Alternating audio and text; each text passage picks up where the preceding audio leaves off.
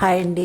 ఈరోజు వచ్చేసి బ్రేక్ఫాస్ట్ దోశ నార్మల్గా చేసి తినేసేస్తారు చట్నీ చేస్తే. కానీ మా చిన్నబ్బాయి అస్సలు స్ప్రౌట్స్ చేస్తే ముట్టుకోడండి. సో ఏదో రకంగా వాడి కడుపులోకి పంపించాలి కాబట్టి కొన్ని పెబ్బర్లు నైట్ నానబెట్టి పెట్టుకున్నాను. దానిలోకి ఉల్లిపాయ కట్ చేసి కొంచెం ఉప్పు కారం వేసుకుంటే కొంచెం మసాలా నేనైతే వేయలేదు, స్కిప్ చేశాను.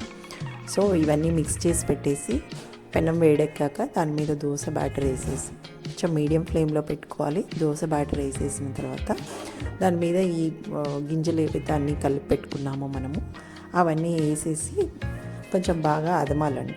అవి ఎందుకంటే మనం ఉల్టా తిప్పేసినప్పుడు అవన్నీ ఊడిపోతాయి. కొంచెం తడి మీద ఉన్నప్పుడే పిండి అలా అదిమేసేసి దాన్ని తిప్పేసి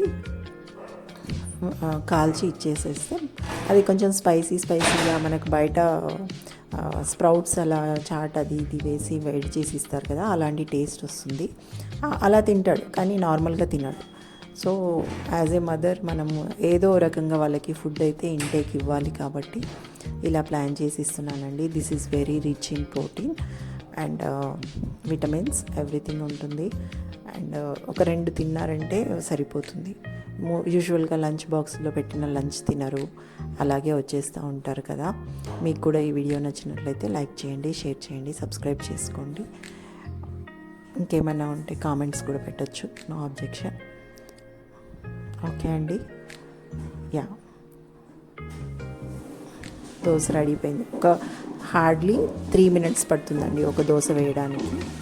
బట్ 3 minutesలో మంచి క్యాలరీస్ ఇవ్వగలుగుతాము. ఒక సాటిస్ఫాక్షన్ ఉంటుంది, పిల్లలకి బాగా పెట్టామన్న satisfaction. Okay, have a nice day.